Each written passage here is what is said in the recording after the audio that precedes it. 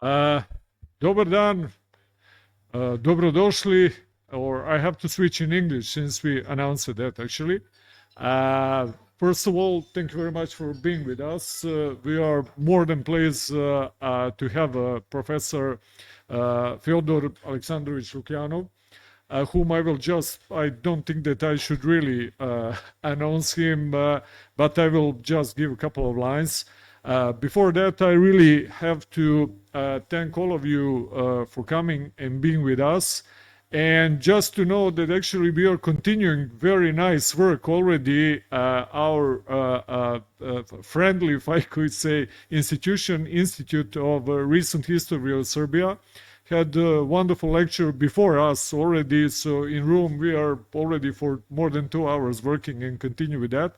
Today, we had the chance also, due to our colleagues from Institute of Recent History, to listen wonderful lecture of Professor Peter Sljoskin about the free world and about which I think should be seen in a way as a kind of introductory of the things that we're gonna continue now about what is free world, not free world, maybe new Cold War and so on. So I'm more than thankful that here is with us, and thanks to our colleagues and Jovan Čavoški who organized that.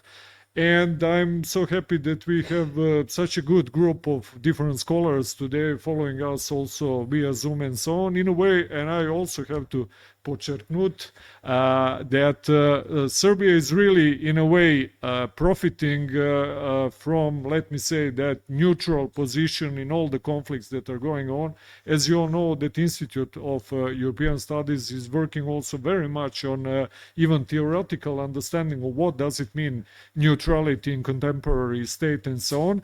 And I think that even after this lecture, we will understand even more why in these times that are ahead of us, we should be working and continuing to preserve this kind of position. One of the reasons is that we could host at the same day here professors from USA and professors from Russia as well. And just before I start, just couple of formal notes as we put it to present Fјodor Lukјanov. Fјodor Lukјanov, for those who don't know, is the director of the Valdaj International Debate Club, the president of the Russian Council for Foreign and Defense Policy, and the editor-in-chief of the journal Russia in Global Affairs. Fјodor Lukјanov worked as editor-in-chief of International Moscow Radio, which broadcasted programs in Northern European countries. He was a correspondent of the international department of the daily newspaper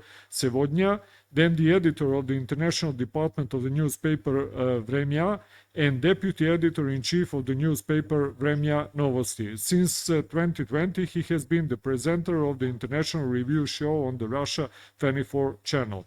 So, without further ado, thank you very much for coming and being with us, and we will start with your introduction, and after that I'm more than sure that people will have a lot to ask. Thank you very much. Please, the floor is yours. Thank you very much for this invitation and for this kind introduction. That's a really big pleasure and honor for me to be here. I just tried to remember when I was in Belgrade last time, and that was very, very long ago, maybe 15 years. And I must say that Serbia has changed slightly, Russia has changed, and the world has changed. So we see a completely different international context. And even the reason why I'm here compared to the reason why I was here 15 years ago is very telling and illustrative, because at that point then I was here to attend a Council of Europe international gathering of democracy schools in different post-socialist countries. And we participated in a very interesting debate how all of us should build real democracy and freedom in our countries. The representatives from Council of Europe did it. And since that, something changed, and at least people from Russia never attend such events. Probably they still continue another another platforms. I think that the issue of Russian foreign policy today is a little bit impossible to grasp for several reasons. On the one hand, it's extremely broad picture and a lot of different aspects of it. On the other hand, to be very frank with you, I don't believe that we can clearly and easily formulate the framework of Russian foreign policy for a very simple reason. Russia is now in the middle of extraordinary transformation, to large extent because of military campaign for the third year already. But not only, because I think that this war and the situation between Russia and Ukraine, now more and more between Russia and the West, is just a symptom, just an indicator of what is happening in the international affairs at large. And we see such a profound changes that any country which would state that it has a stable, clear, and very linear foreign policy would just lie, because it's simply impossible nowadays. So I will try to give you a very primitive scheme where we started and where we arrived, and then probably if you have questions about particular aspects of Russian foreign policy, then we can discuss it in a more interactive way. So to start with, we need to probably go to the issue which Peter Sloskin discussed in the previous event about the Cold War and constellation and the confrontation between the free world, as Americans formulated, and the communist world represented by Soviet Union and a bunch of allies or satellites, that's how you want to call it. The very important period of Russian foreign policy, or rather of foreign policy of my country, because during this period my country changed the name. This period started approximately 37 years ago, in second half of 1980s, when then time Secretary General of Communist Party, Mikhail Gorbachev, proclaimed the so-called new political thinking, which was firstly presented at the Congress of the Communist Party, I think the 86, and then next year, 87, was presented to the world as a book, New Political Thinking for our country and the whole world.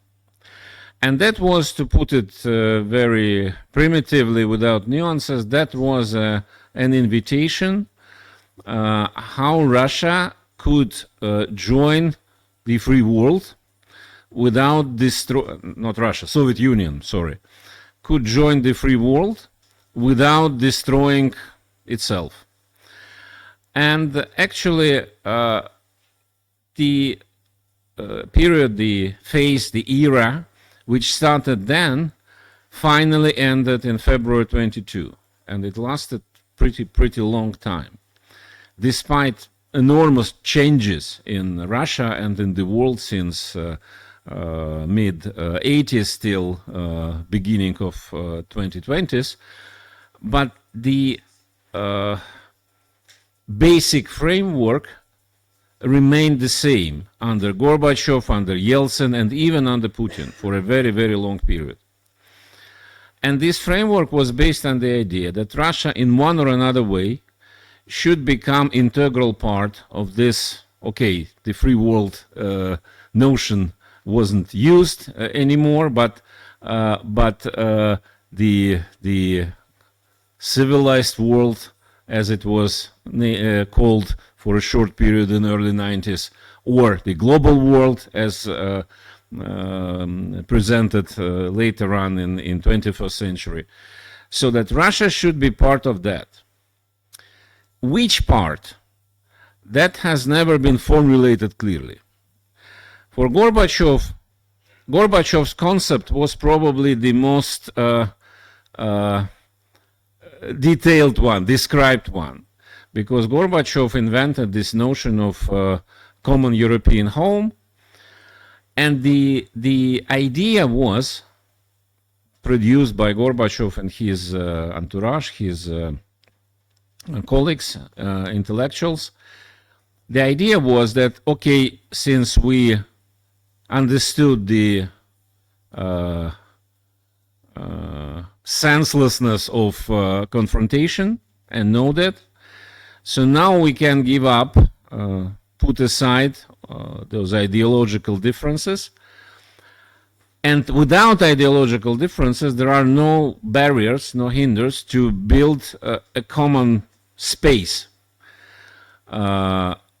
But the key issue, key element of this thinking, new political thinking in Gorbachev's understanding, was that Soviet Union should be an equal co-builder, co-architect of this new space. Equal. So not to join something which has already been created before, this free world or so, but to create together something new based on some of Gorbachev's ideological friends respected the early idea of Andrei Sakharov about convergency, which Andrei Sakharov abandoned later on, but it was an idea, his idea from 1960s, or Peterim Sorokin from the United States, that socialism and capitalism should, so to say, come together and build something in common based on best practices from both ideologies.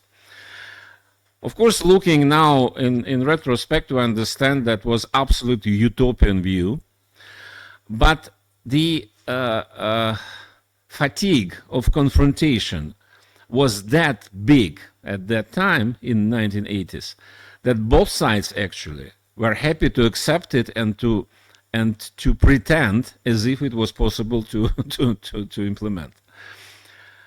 And of course, Gorbachev, with all his bright and rosy ideas about the West, he could never imagine that his country would be invited to adapt itself to be possible to get some permission to join the West, something big, on conditions formulated by the inviting part. So Gorbachev was a head of superpower, and for him, again, whatever he thought about this communist system or whatever, that was absolutely, and for his entourage, it was absolutely normal to expect this mutual rapprochement and then creation of something new. We know the result, and for many reasons, Soviet Union failed to achieve anything on this way. The very important moment, a benchmark in this development was January 91, when United States launched, or international coalition led by United States, launched a big Desert Storm operation against Iraq. And that was, those who are interested in our journal, we had a very good article by Ivan Safranchuk recently in one of recent issues about this case. And he showed on documents how it happened that Soviet Union was, and Gorbachev personally, was absolutely against this operation, because no one wanted to allow Americans to do it. But Americans insisted, and Gorbachev and his team decided that in order to afterwards to build something in common, we need to allow them to do it now, not to try to stop them, because that would harm relationship with the United States, and that will harm future perspectives of this big common something. And so it was the operation, Desert Storm operation, as you probably remember, was based on UN Security Council resolution that was totally legal, officially legal, with the results which we now understand. And interestingly, there is a certain bridge to the another operation, NATO operation, US operation, which we mark the 25th anniversary these days, because in January 91, Americans at least made efforts to convince others. In March 99, they believed it's not worth waste time. If they don't want, okay, we do it by ourselves. And of course, for Gorbachev, who was at that time totally busy with growing domestic turbulence in Soviet Union, he believed that, okay, it was not good, but we'll manage. When Soviet Union collapsed, the whole idea, even in terms of utopian idealistic view about any kind of equality in developing this new world order, disappeared. The Western side, the American side, obviously perceived Russia as a defeated country, which can be treated in different ways, maybe partially in a nice way, but certainly not as an equal partner in creating a global new world order. And that was very illustrative, that the notion of new world order was coined by Gorbachev, the first person who started to talk about that in 86 was Gorbachev. He started to speak about new world order, which should replace the Cold War confrontation. If I'm not mistaken, he used it the first time meeting the Indian Prime Minister Rajiv Gandhi in February or so, 86. And this term was then taken by George H.W. Bush. But the term was the same, the substance was diametrical, because for Gorbachev it was, again, this idea of building something in common. For Bush it was a US leadership or US hegemony, however you call it. And that was fine. So the two extremely interesting videos from early 92. One is George H.W. Bush State of the Nation address, January 92, 1 month after collapse of the Soviet Union, after disappearance of the Soviet Union, formal dissolution of the Soviet Union, where Bush said, with God's, thanks God, we defeated Soviet Union. And that was actually, on the Russian side, it was still an illusion that it was a common victory. All of us, we defeated communism and so on. On the side of Americans, there was no doubt who won, who lost. It was never written down somewhere, but still. And the second document, video document for that period, I think it was June 92, which is extremely strange to watch now. This is the Boris Yeltsin address in US Congress. He visited United States. Again, today I recommend my students to watch it, because for them it's like they cannot believe that it could be like this from the president of Russian Federation. He did thank United States for help in destroying communism, and he ended this speech, God bless America. So of course, in this situation, to expect that United States would and the West in general would see Russia as an equal partner in anything, that was just impossible. And another very important point, which should be, which is connected to what we have today. This is, of course, the process of German unification and the principles on which this unification was finally done. As you certainly know, it was no unity in the West about German unification.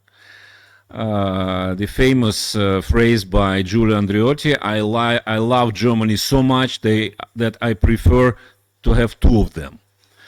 Margaret Thatcher was clearly against unification. Mitterrand was not happy.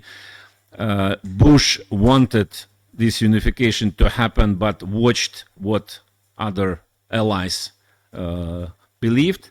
The only person who was clearly in favor was Mikhail Gorbachev and the Soviet Union. And now, of course, looking at the policy of the current German government, we have some some feelings about this, some sentiments. Yeah.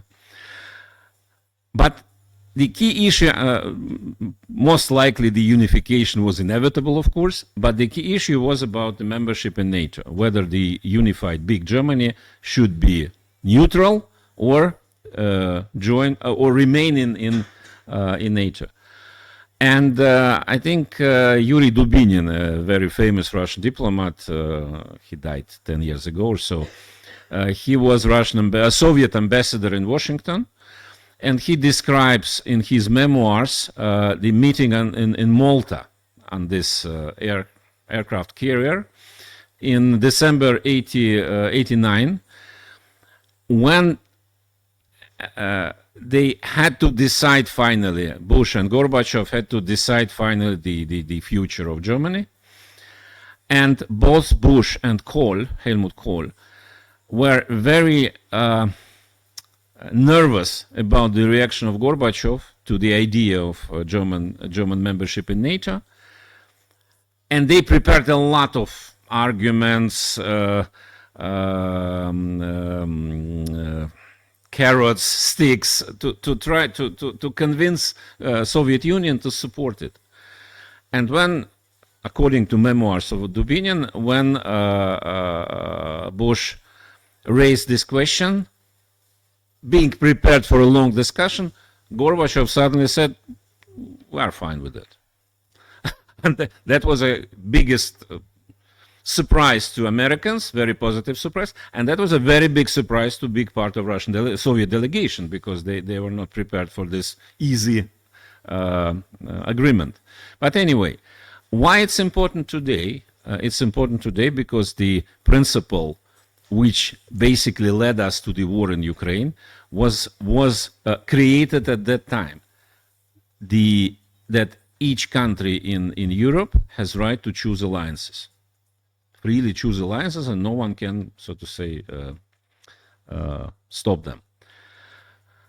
On the one hand, it's absolutely normal. Sovereign countries, they choose alliances. On the other hand, of course, that was a bit hypocritical already the moment it was written down, because it was no alliance to choose anymore.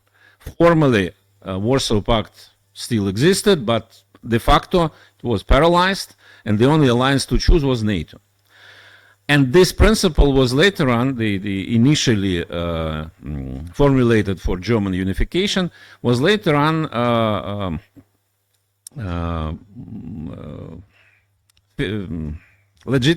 legitimated in this Charter for Paris Charter for New Europe in December 1990. And Soviet Union endorsed it, supported this idea that there is a free choice.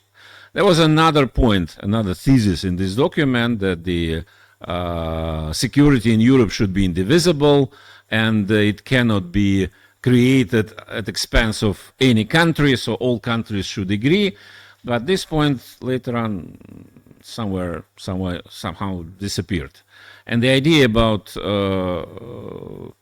free choice of alliances, that was taken for granted by everybody. In other words, in practical terms, that the meaning was that since that moment, European security was equal to NATO. The more NATO, the more security. And again, that was without big enthusiasm, of course, but that was supported by the Soviet leadership, and then automatically by the Russian leadership. Of course, at that time, no one could imagine how far this security-driven enlargement would come. At the same time, I think the great historian of the Cold War, what is her name? Sarotte, Marie-Louise Sarotte, who wrote recently a very interesting book on NATO enlargement. She actually discovered in documents, American documents, that already at that time, the question of Ukrainian hypothetical membership in NATO was discussed. No one expected that to happen, but it was discussed. And those in Russia, who at that time we perceived as crazy hawks, absolutely out of any realities, and who said that we go a very wrong way because at the end of the day Ukraine will join the people. So, come on, it's absolutely impossible. Ukraine in NATO. But anyway, and so starting from that, we actually went the very linear path. By the end of his mandate, President Yeltsin started to be pretty negative vis-a-vis his friends, Bill Clinton and others. And in 1990, Yugoslavia was, of course, a huge blow to the whole perception that we are friends. And I think during visit in Beijing in October, November 99, very close to his retirement, Yeltsin said that my friend Bill Clinton forgot that Russia is a nuclear superpower, and we need to remind him. Of course, Yeltsin was in a very difficult shape at that moment, and Russia was in a very bad economic situation, so no one cared so much about. But the very fact that even Yeltsin leadership, which initially was very much pro-Western, started to realize the scale of these agreements, that was quite important. I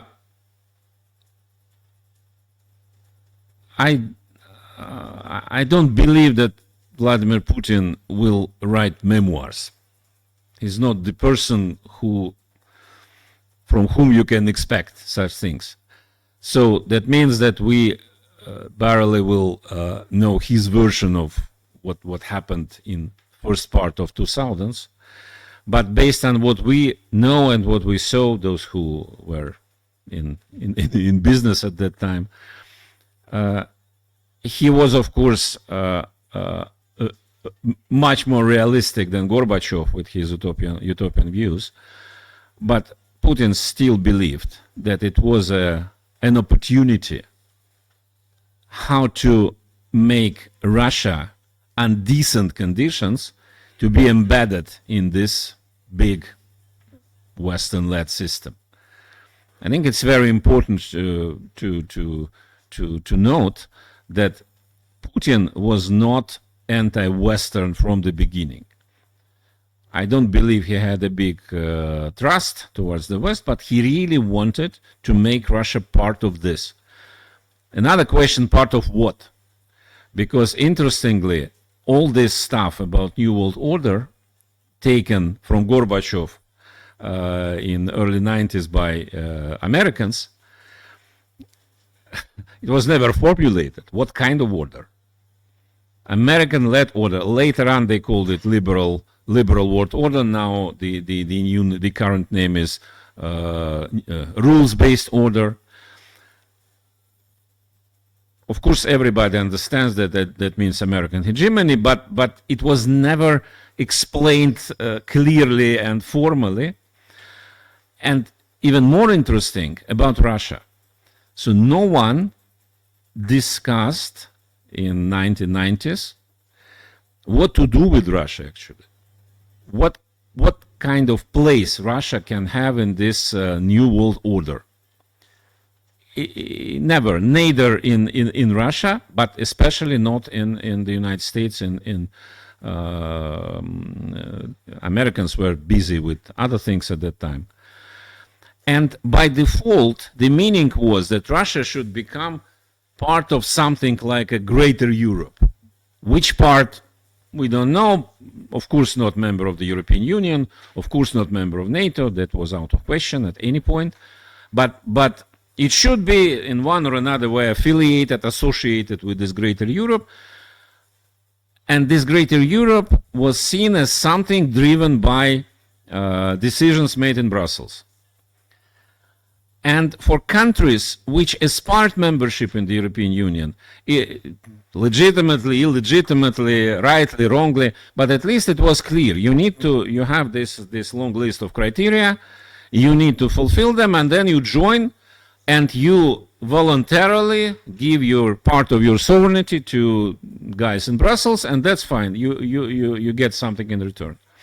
In case of Russia, it was never formulated in this way, because Russia was never invited to join European Union, for example, and never aspired seriously to do it. But the idea was that to become part of this big something, Russia should more or less adapt the code, the setup of rules created for this big Europe in Brussels by European Union member states. And of course, it was from the beginning a bit strange situation. You should change yourself in order to fit our size, but you will not have right to influence the rule making, the rule setting.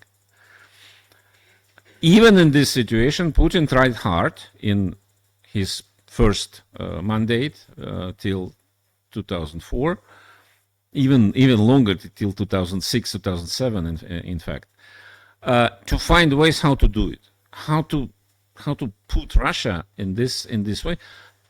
Of course, the understanding which place is proper, which place is decent for Russia changed, because Russia 99 or 2000s, as Putin got it, and Russia, say, 2005 and 2010, very different countries with different capacities, but still.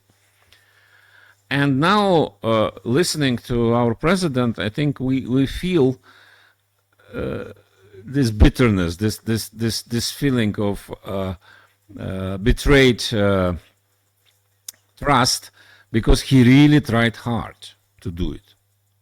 And at the end of the day, he didn't get anything close to he wanted, because even in early 2000s, we remember very well this period when we had almost Entente Cordiale with Chirac, with Schröder, Berlusconi came step by step, and that was such a big friendship between all those. And more than that, I think that all these guys, they really wanted Russia to be part of something, some big Europe. But yeah, and one of key moments was when Putin actively supported Chirac and Schröder 2003 in their opposition to American Iraq campaign. He didn't want to do it initially, because I remember very well that period, because I just started the journal Russian Global Affairs and we followed all developments. And Putin's initial position was, guys, you are doing a fantastic stupidity with invading Iraq, but go ahead. It's your business. He didn't want to destroy his relationship with George W. Bush for some reasons. And that was Chirac and Schröder who convinced him that now there is a chance for us to come together and to show Americans that they cannot be as dictators as... And in February, I think in February 2003, Putin came to, first he visited Berlin and then he visited Paris on the same tour. And after conversation with Schröder, he started to speak differently than before about American hegemony.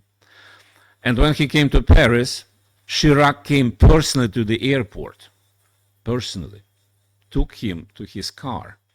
And after several hours with Chirac, Putin started to speak as Chirac about this US hegemony and so on.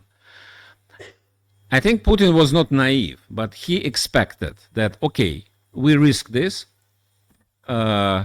We expect that after that, those big guys, key countries in Europe, Germany and France, absolutely most important European powers, then it will be a breakthrough in our relationship with the European Union, with Europe and so on. What happened in reality? In reality, yes, Americans were absolutely furious, but it was a formula, punish France, something with Germany, neglect Germany, ignore Russia or something. Anyway, after that, Putin, so to say, came to close France and said, now it's time to make a real new beginning in relationship with the European Union. And they said, absolutely, Vladimir, that's the point, but you know it's Brussels, it's not up to us. You should go to Brussels and then we will support your negotiations and so on. And that's it.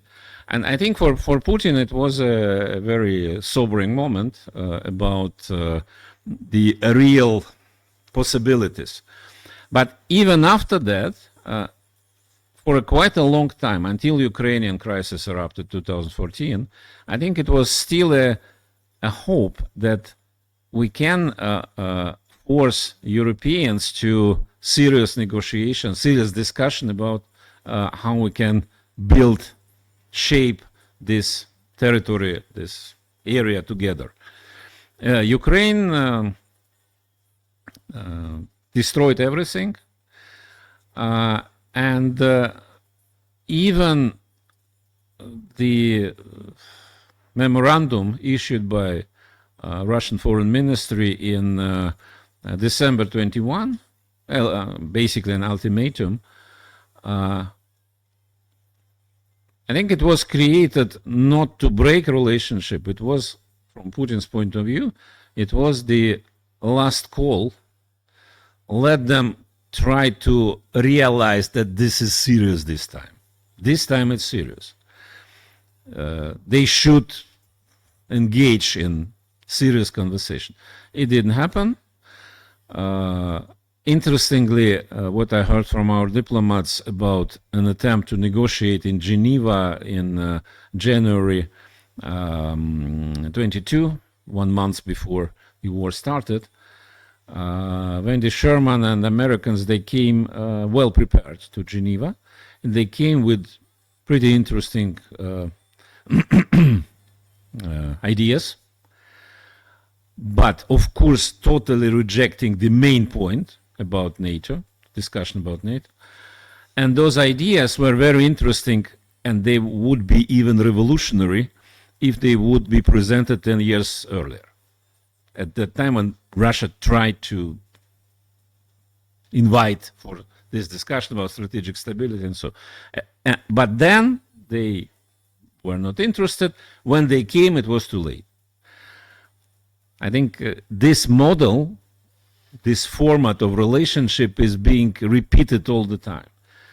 That when Russia is trying to engage, was trying to engage with the Americans and Europeans to discuss really serious issues, vital issues, as understood in Moscow, vital security issues, they simply ignored it. Much later, they started to understand that probably it was needed to discuss those issues. Maybe we can back to them now, but it was situation already changed and so. So at the end of the day, in February 22, we can say that this long journey, which was launched by Gorbachev, continued by all his successors, with the idea that Russia, Soviet Union and Russia has chance to become part of something together with the West, that was over. This journey was over. By launching the special military operation in Ukraine, Russia positioned itself clearly and obviously as anti-West. It was not the case before. Even during the very difficult periods, Russia never positioned itself like this, but now it happened. We can discuss what happened in those 2+ years in a more interactive discussion. One thing which the final thing which I would like to say in this introduction, this is about today's self-perception. Because when Russia abandoned this idea about becoming part of the global system, Western-led global system, it was not that easy to formulate and what now?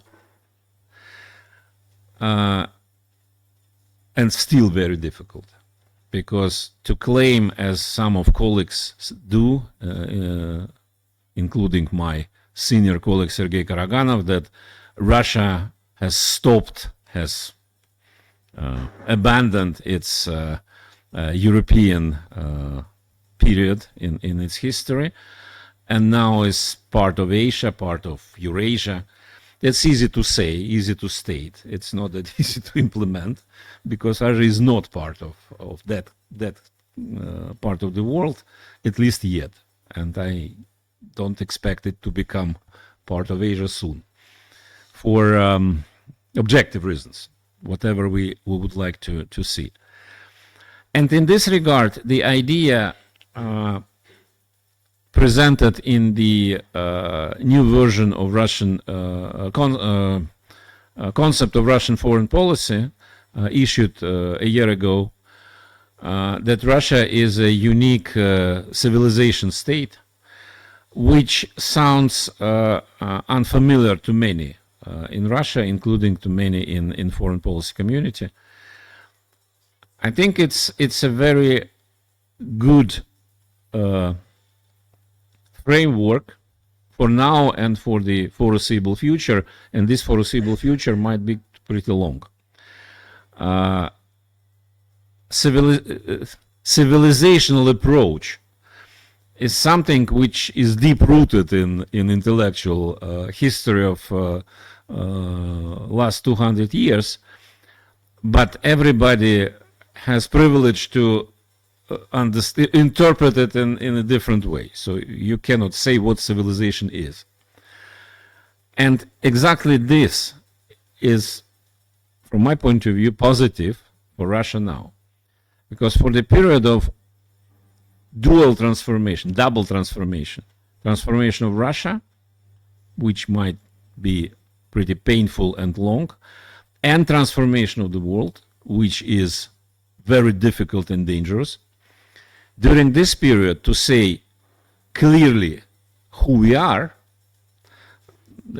you might try, but it doesn't make much sense, because it will be overthrown by events pretty soon. So the adaptivity and the capacity to be flexible in all circumstances emerging in world affairs, from my point of view, this is what might be the best option in years or decades to come. Unlike other countries, lesser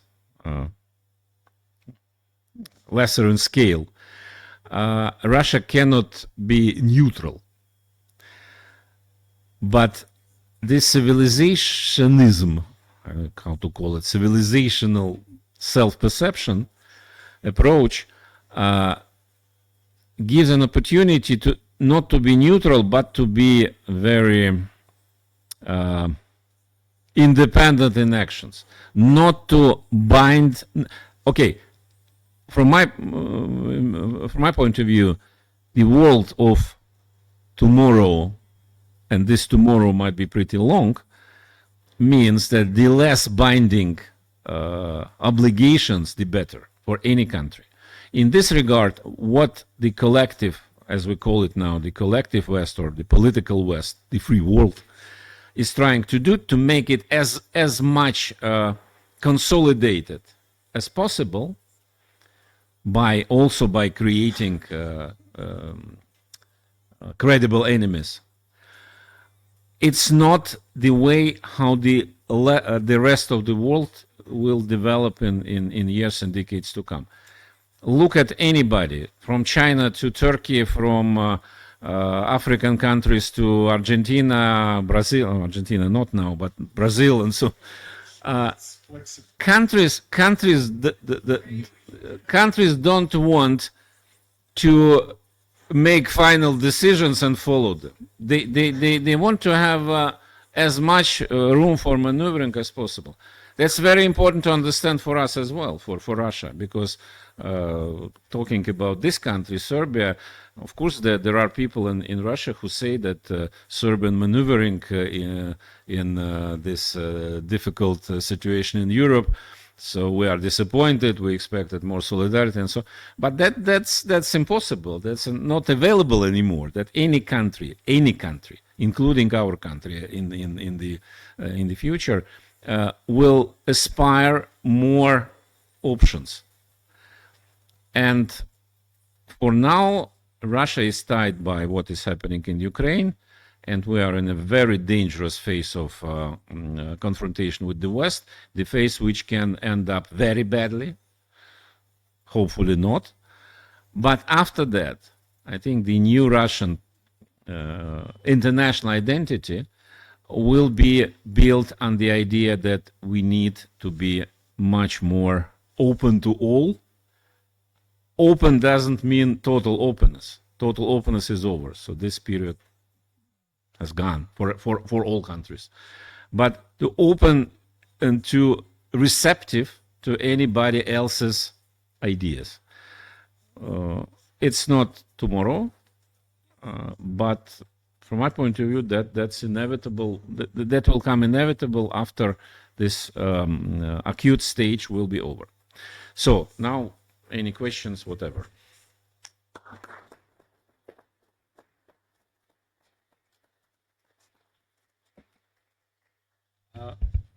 Before I open the floor, just let me illustrate how deep debates within Russia proper, and that this is actually what is really being not seen outside, because everybody think that, you know, it's very Putin says this and everybody.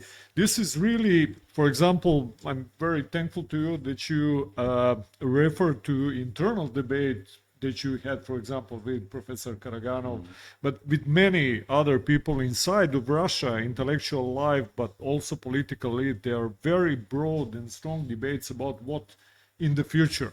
And another thing that I think might be interesting to share with the colleagues here, and many people I saw that are with us from Turkey to Switzerland and Spain, and so many people that are following this. Last summer, actually, colleague Stevan Gajic and me had the chance to participate to some very interesting 3-day event, actually organized by Gorchakov Fund with very interesting experts for many things. And for example, one of the most stressing facts that we had to see was actually seeing that somebody who was representing, I think, the most pro-Western orientation within Russian intellectual life concerning the foreign relations orientation said something like this, you know, I will try to paraphrase. We spent like 30 years in vain trying to come to some modus vivendi with the West. We saw that it's not possible at this moment, and that we have now to turn to different spaces. In many ways, it's not like Cold War, but it resembles this. And another important fact was actually such a big orientation on very concrete fact, like we participated in some very interesting event about regaining technical and technological sovereignty internally, like with this we can have, this we cannot get, and so on and so on. So actually you see this is very big change within the Russia proper within this 2 years. So it's really great opportunity for us to hear that and to see what's really going on. And thank you very much. So I'm more than sure I saw a couple of hands, but I'm sure that there will be many more and so on. So Stefan, please. Thank you so much. Thank you for the wonderful lecture. I would like to follow up on the last topic that you've mentioned, that is the issue of ideology. Internally for Russia and let's say for the export, for the market. It seems to me that whether Russia likes it or not, because we know this part of the constitution where ideology is basically put on hold, let's say, or forbidden. Regardless, the world that is not satisfied with the unipolar moment demands something for Russia. Give us Kominterna, give us anything. You know, that is the feeling that I sense from Latin America, Africa, Asia, and so on. And the debates in Russia do exist, but I haven't seen an effort on, let's say, the state level to really address this question. So there is Dugin with his famous fourth political theory, but which also doesn't give an answer. It says what is wrong with all the existing ideologies, but it does not give a final answer. And at the same time, the life goes on without the institutions or state wanted that or not. And I think stark example is, of course, the Ukrainian war, where this vacuum of ideology was fulfilled, I would say, in the broader Russian world with neo-Nazism, the same way that Wahhabism came as an alternative for communism in the Sunni Islamic world. Everything started in 1979, obviously. And actually, it came again. So my, let's say, impression is that the first time that some kind of soft power came to Ukraine from Russia were two events. One was the Bakhmut Мясорубка, as they call it, and the image of Wagner. And the second is the Slovo Patsana, the TV show.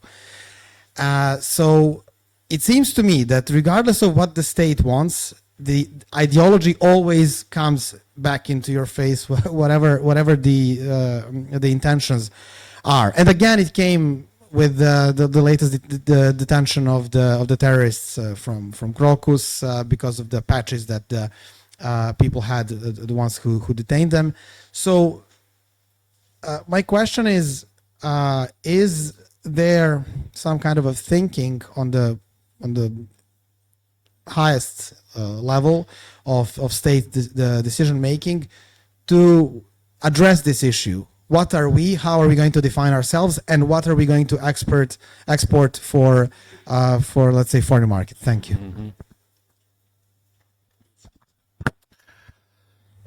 I'm unfortunately the wrong person to respond, because I'm from the generation which has been fatally poisoned by the rejection of any ideology.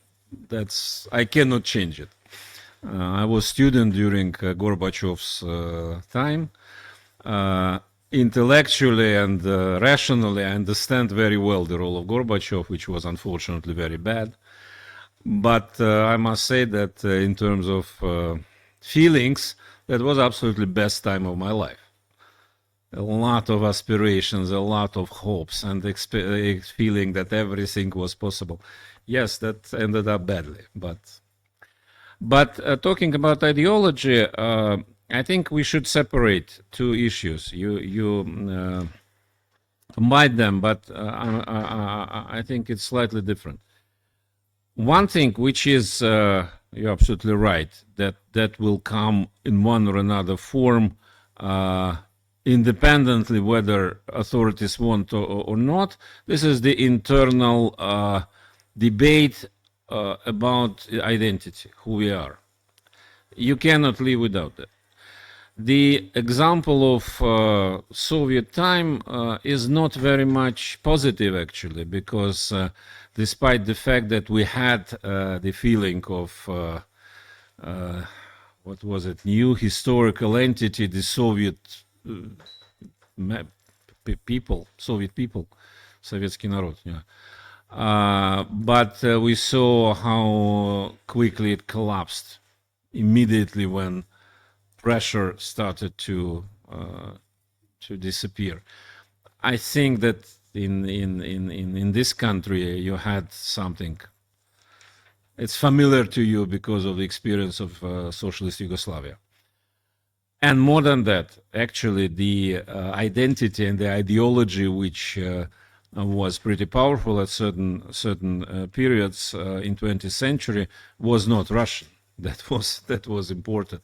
It was a European ideology in our specific interpretation, but still. So now this is probably one of the most important elements of Russian future building.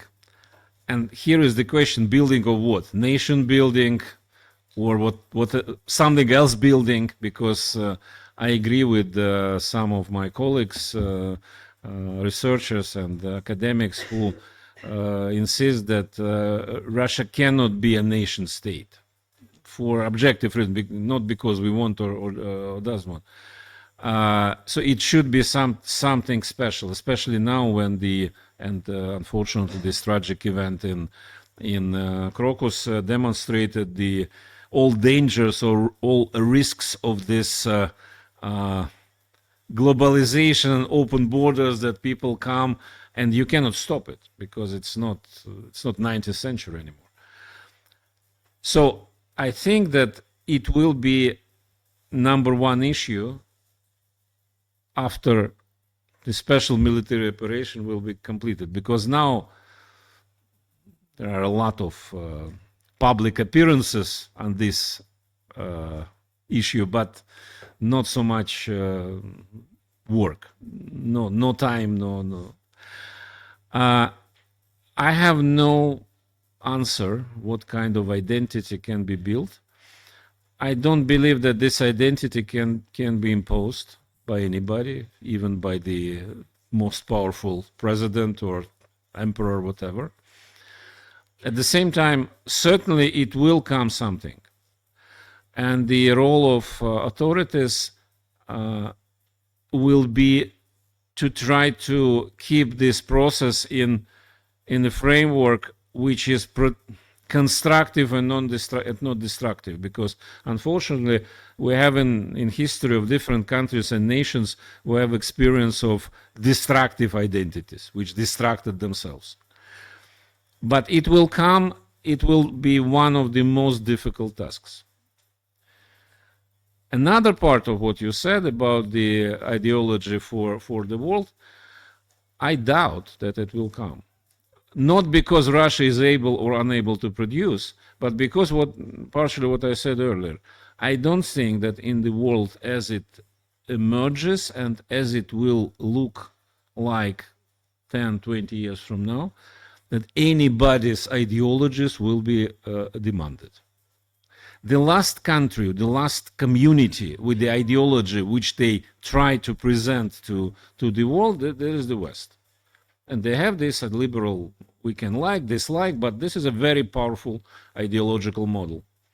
But even they feel that it doesn't work anymore. China has no interest to impose their culture and identity on the whole world, and it's impossible. South Africa, whatever, Iran, who else? No. Everybody wants to be national, traditional, but traditions are different. And that's why I don't believe that Russia can, first of all, invent something which could invite all others, and certainly that it's simply, it should be the aim. Because instrumentally, that's another thing, that in particular situation to raise a flag of anti-colonialism, fine, It can work in particular situation to serve particular purposes. But we should not expect, you mentioned Comintern. Comintern was an enormously powerful organization. But first, it was based on, again, ideas not produced in Russia. Secondly, that's another question. At the end of the day, was it good for Russia or bad for Russia in the Comintern period? And when Comrade Stalin decided to abolish, he had some points. And that's why I don't believe that ideology for export should be something which we need. Ideology, or rather identity building for the nation, that's for sure, but no recipes yet. Thanks a lot. We have Mr. Vukalović, please. But you have to turn the mic. Mora da se čuje. Okay.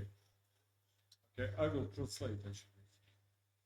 Ukoliko dođe, interesuje me mišljenje gospodina Fjodorova, do konačne tačke odluke Zapada, na čijoj će strani biti? Rusije ili Kine? Šta misli gospodin Fjodorov da će Zapad odlučiti? Nisam shvatio pitanje, znači... Ako dođe do finalne tačke odluke za Zapad, čiji odluke? Zapada, da li će se opredeliti da bude na strani Rusije ili Kine, ako je tako? Da. Šta misli gospodin Fjodorov da će se Zapad opredeliti? Hvala. Okay, I will just translate it literally. So the question of Mr. Vukalović is, if West has to choose in the future, is West going to choose Russia or China?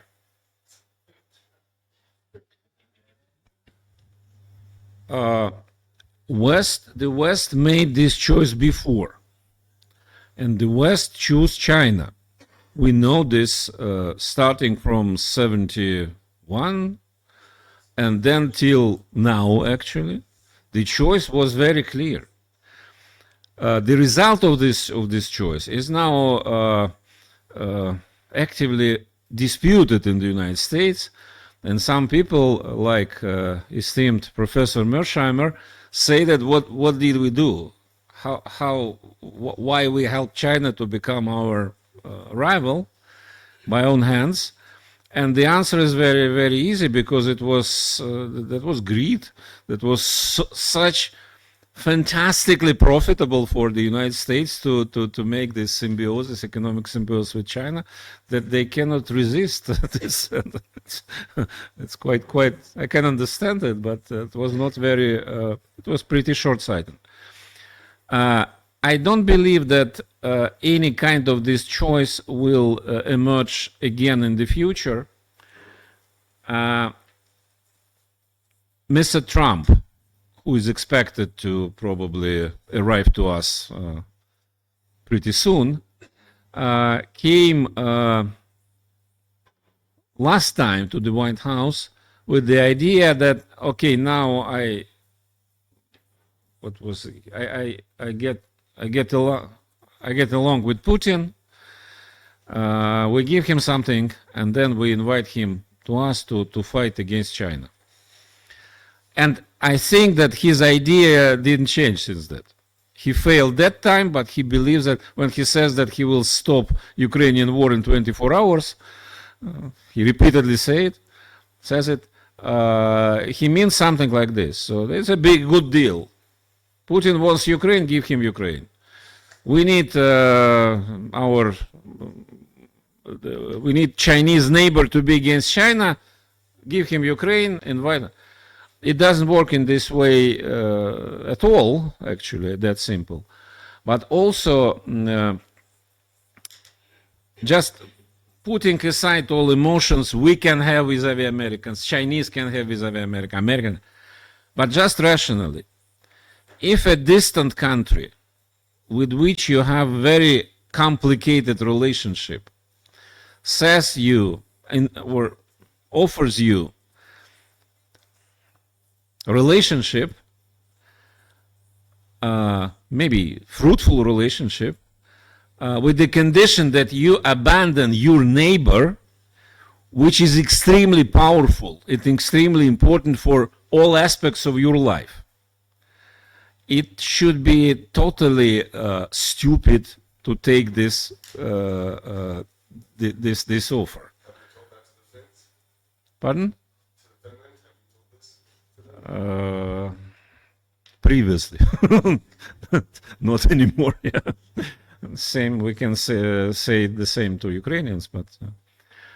And yeah, but by the way, you're right. Probably Americans believe that if Finns, Ukrainians, and others did this choice, why not Russia the same with China? But it will not work. Same with Chinese. I don't think that Chinese at any point can arrive to the station that they say, okay, America is that important, let's sacrifice something in order to have good relationship with America. No, not anymore. Even in '72, it was a deal. It wasn't a. So your suggestion is hypothetical, but it will not come to that. Okay, thank you. We go further. Mr. Vladimir Trapara. Thank you. Yes. My name is Vladimir Trapaya. I'm from the Institute of International Politics and Economics, which is nearby. And I wanted to ask you something about this civilizationist approach you mentioned, and also it would tackle the issue of ideology. You certainly know that a year or something ago, there was an interesting article published in Russian Global Affairs, signed by Boris Mezhuev, who described himself as a civilizationist, but he criticized other civilizationist for their alleged push actually not to break up with the West, but to engage with it again, but on Russian terms, by aligning Russia with like-minded conservative political parties in Europe, which Mezhuev thinks it is a wrong approach. So can you make a short comment on that? Boris Mezhuev is a very good specialist, philosopher, and great thinker. His idea is very stable. He speaks about that since many years, and he promotes civilizational indifference. That the real civilization, it has no sympathies towards anybody. It has, so to say, it exists and interacts with those with whom it's needed now.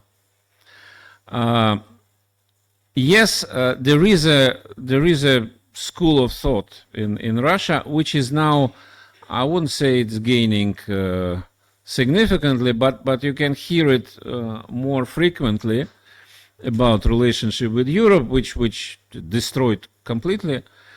But watching some of trends in European political life, some people say that we should wait a couple of years when this political establishment will be totally bankrupt, and then new forces which will come, national-oriented forces, they will change attitude to Russia and so on. Personally, I'm not convinced by these arguments, because two extreme examples, but still. Actually, we had in Europe, until recently, two very nationalist, very conservative governments, in Poland and in Britain, Boris Johnson and Jaroslaw Kaczynski. Was it a happy experience for Russia? I wouldn't say that. Of course, that's very special history of relationship with Poland, with Britain, but still. We see that in Italy, for example, the government is right-wing, so what? Giorgia Meloni is the most convinced Atlanticist, even more than before. Marine Le Pen, okay, probably he will be the next president. She will be the next president. Will she be able to totally change the tradition of French politics just to ally with Russia? I don't think so.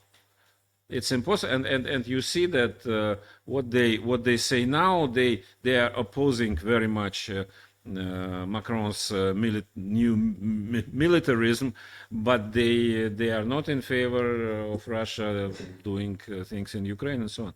So I believe in European identity, which might be conservative, liberal, whatever. But at the end of the day, it's Europe. It's a classical Europe with which Russia failed many times in history to establish close relationship.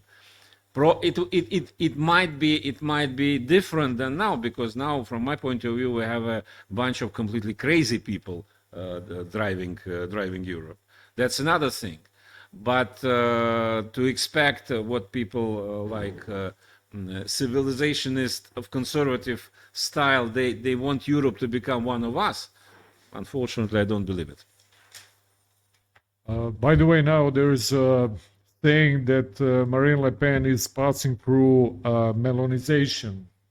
Actually, that's really the point. Is once you expect, if you want to, I'm returning. I will ask after that about can we speak about, I mean, colony, empire, and so on, the position of Europe, in which you have to accept first as a Meloni, you know, to go to Aspen Club and to pledge your alliance fully to Atlanticism, and after that you can say whatever you want against gender, against gays, and so on. So there's a saying that exactly this is what's happening, that Le Pen understood finally that after lots of trying, she also has to pass through the same thing. Sorry for intervention, you know.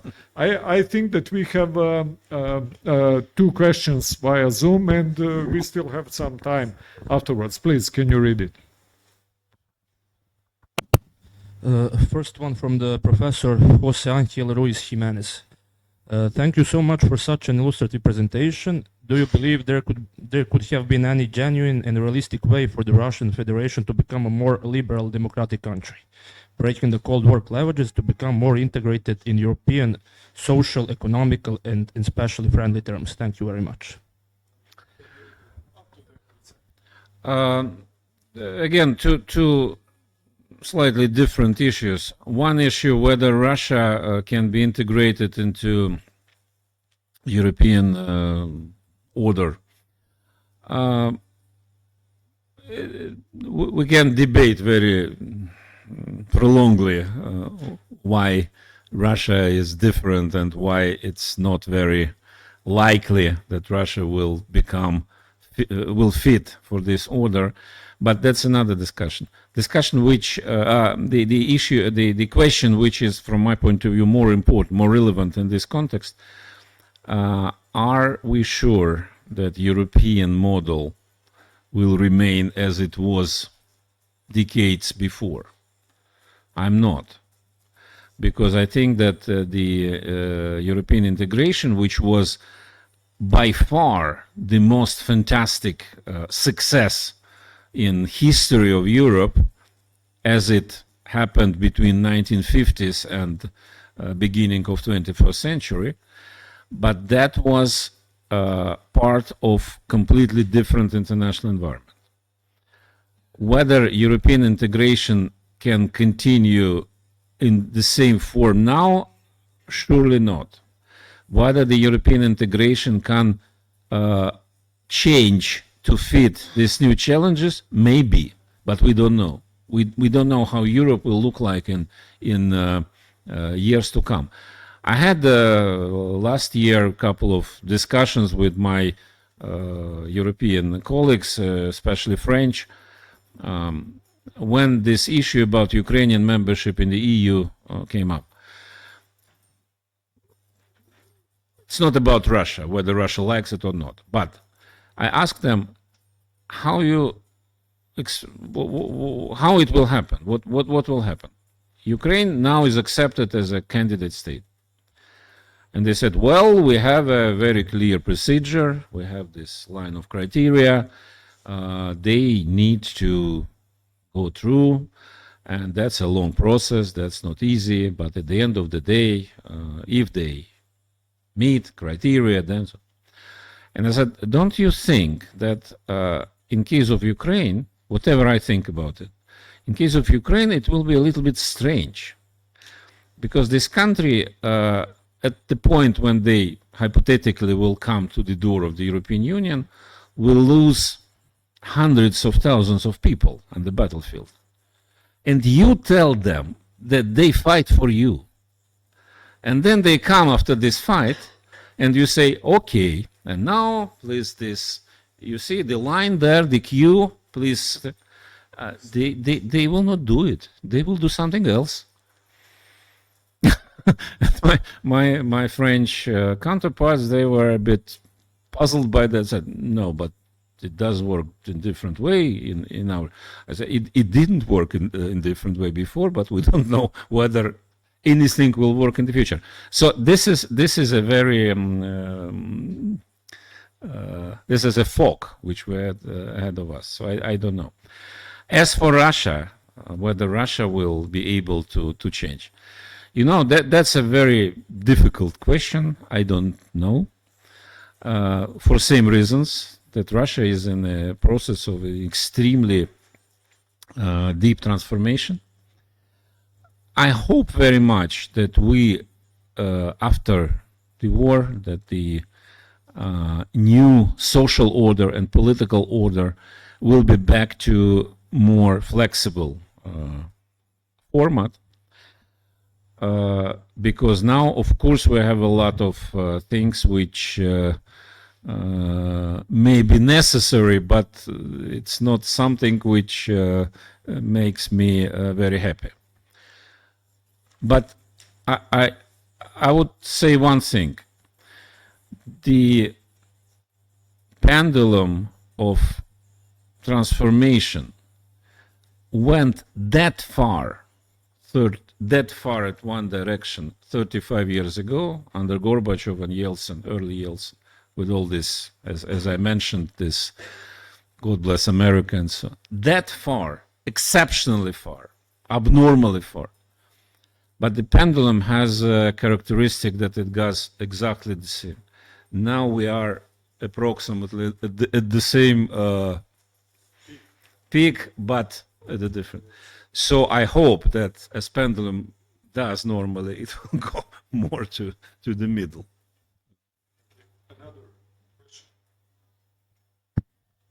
Question from Professor Radmila Nakarada. Special operation is a typical West manner of resolving problems.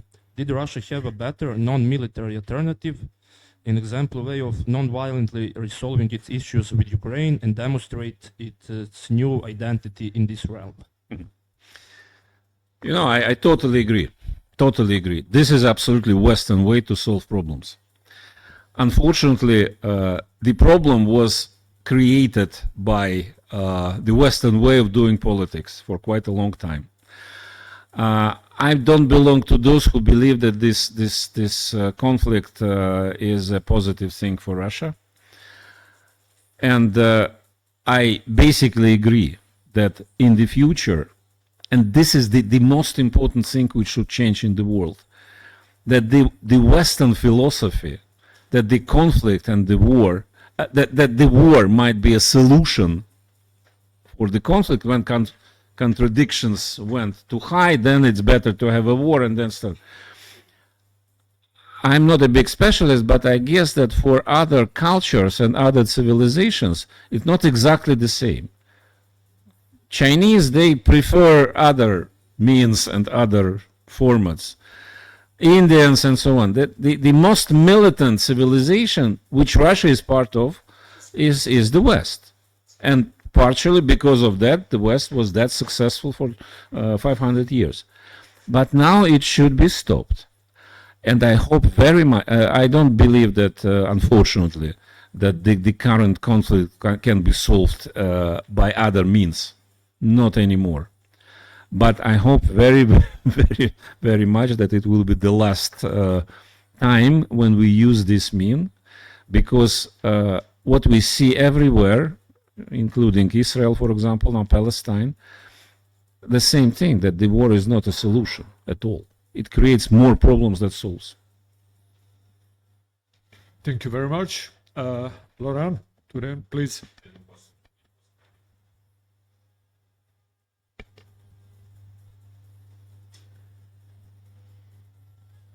One question and one držite dok se ne uključi. One question and one comment. Without any comment, but you don't definitely write about. Pomognite mu da... Mora se pritisniti i držite dok se... Okay. Evo. One comment. First, totally agree with you. Marine Le Pen does not appear anymore as an alternative to Emmanuel Macron's philosophy. She had a couple of occasions since 2017 to step down or step against the Yellow Vest movement, the pandemic, and finally the Ukraine crisis. She did not. So now it's more like she brushed her than she really is something different, or I mean an alternative. And she's using the same, which is very disappointing for those that believe that there could be an alternative in France coming from the right. She's more or less using the same tricks as Emmanuel Macron, and particularly putting someone that is very young, unexperienced, and everything at the head of the party. So I may think that the only let's say possible alternative is a very small force led by some sovereignists. These are, when you just screen them and you read what they are writing, their opinions about many different topics, they are probably those that have to be followed, but it's a very minor force. The question is, let's assume that Donald Trump comes to power. What the ruling elite in Russia thinks that something better could happen with him, or I mean, what do they expect finally? Let me be frank. So President Putin recently was asked which candidate in the United States would be preferable. He said Joe Biden, saying that he is predictable. That was probably a way of... Putin has a very special sense of humor, actually. So, and sometimes he demonstrates that. As for Donald Trump, on the level of emotions, there are many in Russia who wants him to win because he looks more human than others. And exactly same characteristics of Trump, which terrify Americans, they make Russians sympathize with him. And I think that exactly this is a reason why Putin sympathizes with Trump, just as a person. At the same time, his experience in the White House before showed that relationship, it was not war yet, that nothing special happened, but relationship collapsed completely. For one part, not because Trump wanted that, but Trump was busy with other things, and Russia was used against him as a tool, and that created a total mess. Now, what I hear from American colleagues is that Trumpists and Trumpian entourage, they want to come much better prepared to the presidency, because at that time Trump never believed that he would win, and he came totally unprepared. And they want to change at once, to change the apparatus, the deep state, and so on. I don't know whether they will be successful or not, but to be cynical, what will be positive for Russia in case of Trump victory? I think the scale of scandal inside Washington will be enormous, and they will paralyze everything by themselves. Because Peter knows better, but looking from the outside, the establishment perceives Trump's victory as a disaster, as a total disaster, which should be prevented by any means. And so if he wins, then I can imagine. In our case, probably it's good. At the same time, if the Washington leadership will get totally ungovernable, who knows what can happen. I don't think that any people expect any significant change in American policy right now. Some people believe that United States already is on the path to profound transformation at the end, and this globalist approach, the leadership approach, will be eroded and changed. But it's not about tomorrow. It's about even not the next presidency, in the next, after next, maybe 10, 15, 20 years from now, we will see different United States, whoever will run it. But so far, I think the only vital issue for all of us, including Americans, but they see it differently, is to avoid fatal confrontation, which unfortunately looks to be closer to us each month. And the appearance of Trump might change it, but might even be a catalyst. Do we have more there? Okay, we slowly have to close it because of some technical issues. Do we have some more comment, question? Okay, then I will finish. First of all, I have to thank, of course, to Mr. Lukjanov for coming here and giving us very open and insightful issues. And I will ask him for two things at the end. But before that, I have to thank to our friends from Ruski Dom, who helped us actually to organize this lecture. I have to tell that Professor Lukjanov is here mostly because of the conference that was held yesterday in Ruski Dom, commemorating 25 years from start of the aggression of NATO on Serbia. And this was very good and big conference yesterday. Professor Lukjanov was chairing it. And we used this opportunity of his coming to Serbia after so much time. Sorry, we are finishing. To have this lecture. For the end, I would like you to briefly comment on two issues that are, I think, very important for us here.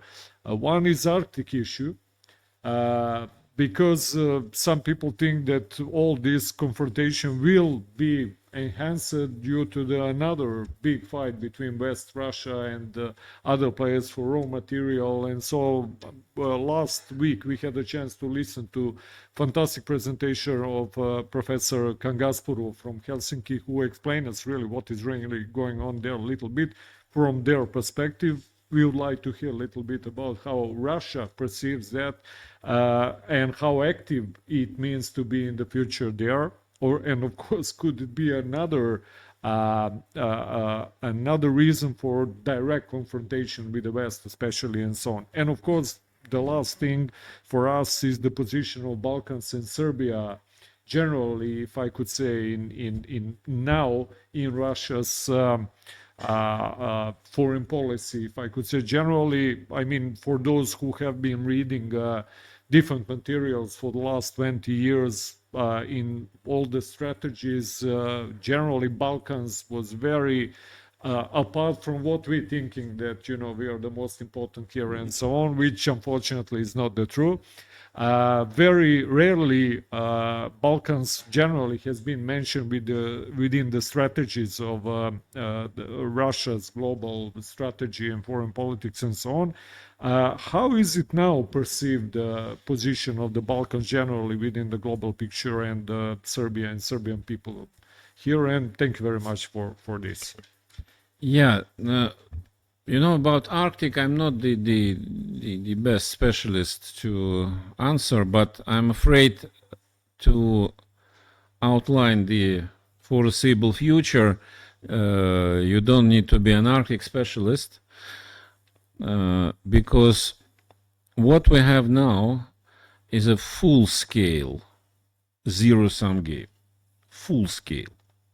There is nothing left from the approach which Americans loved very much for a long time, the so-called selective engagement.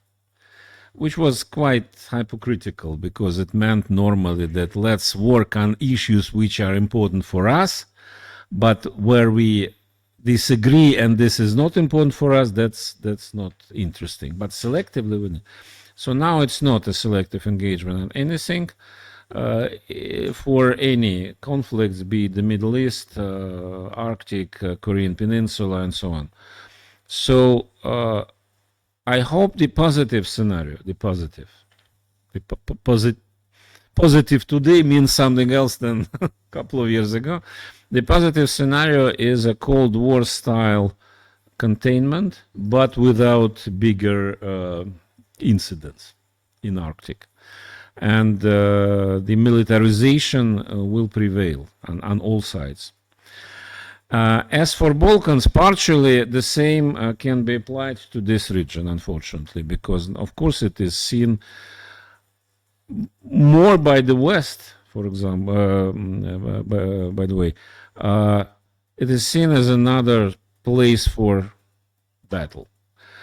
And when I read some esteemed journals like Foreign Affairs or newspapers, New York Times, Wall Street Journal, that Serbia is a place, a Russian Trojan horse in Europe, and President Vučić as an agent of Putin, and very simplistic. So even it would be great to have such an agent, but unfortunately, it's not the case. Yeah. So that is very much instigated, and to some extent, bridging back to the introduction by Peter, this is stupid argumentation about democracy and non-democracy. Attempts to again to divide the world, that Bosnia would be a democracy. The only obstacle is this bloody Dodik. Croatia is a democracy, of course. Serbia is not a democracy because they love Putin and so on. That sounds ridiculous, but this is a way how the American leadership now is trying to frame the whole world.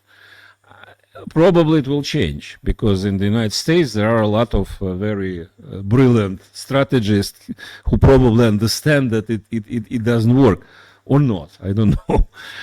But as for Russian perception, of course it would be an exaggeration to say that President Putin or foreign ministry or citizens of Russia every day think about Balkans and Serbia. But certainly the attention to this region, and particularly to that part of the region which is friendly to Russia, is now by far bigger than it used to be in previous decades. Serbs. Of course. But there are not so many other very friendly elements. So, and I think that this relationship will strengthen in different ways. The very fact that we have now significant amount of Russian citizens who moved here for different reasons. There is a very diversified people, but still the very fact that there is such a big community, it cannot be ignored by anybody. So I think that we can use this opportunity to strengthen relationship, whatever political maneuvering will be on either side.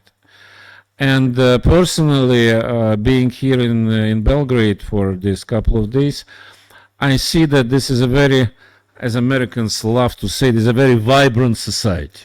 Vibrant. Yeah, very vibrant, and it has pluses and minuses. but vibrant societies are much better than dead societies, which we see in some other places. And I personally, as an editor, as a guy who operates in the foreign policy information field, I will do my best to promote Serbia as a vibrant partner for Russia. And you know, I recently discovered in China they have a special scale of partnerships, different kinds of partnerships. And what struck me most was, I think, is a second level. Всепогодное партнерство, all-weather partnership. No, the strategic part, I think strategic is higher. Okay. But whatever, but all-weather partnership is a very good term. So thank you very much.